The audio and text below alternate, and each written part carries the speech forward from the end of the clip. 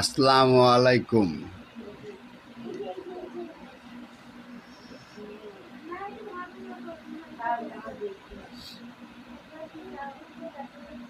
আসমানি কিতাব দুনিয়াবি আল কোরআন।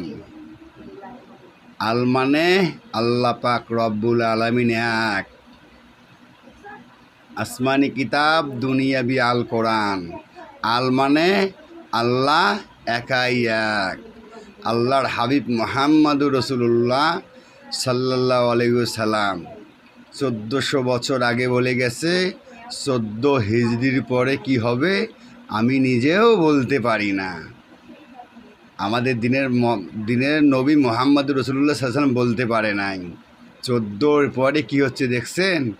এই আমেরিকায় 20 কেজি, 17 কেজি, 5 কেজি, 7 কেজি পাথর পড়েছে আসমান থেকে। এটা কেয়ামতের নমুনা। যে কোনো সময় পৃথিবী বুম মানে আল্লাহ পাক সিংহায় ফুঁক দিয়ে দেবে।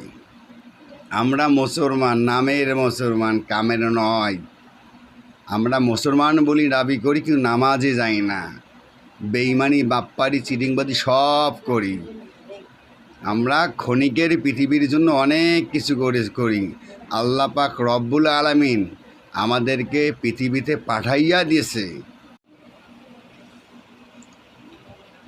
এখন দেখতেছি নতুন করে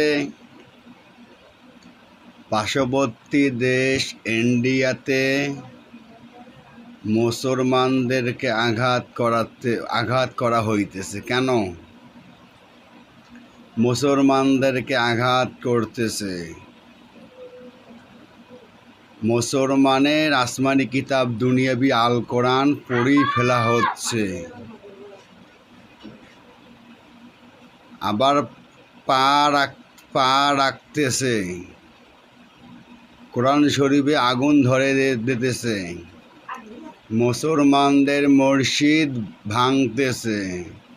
কেন ইন্ডিয়ান দাদা বাবুরা, আপনাদের কি এতই পাওয়ার?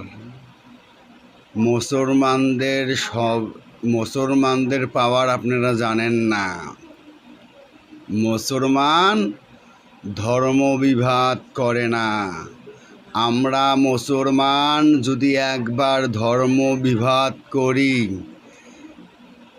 ইন্ডিয়ার মধ্যে একটা হিন্দু বেঁচে থাকবে না ইনশাআল্লাহ।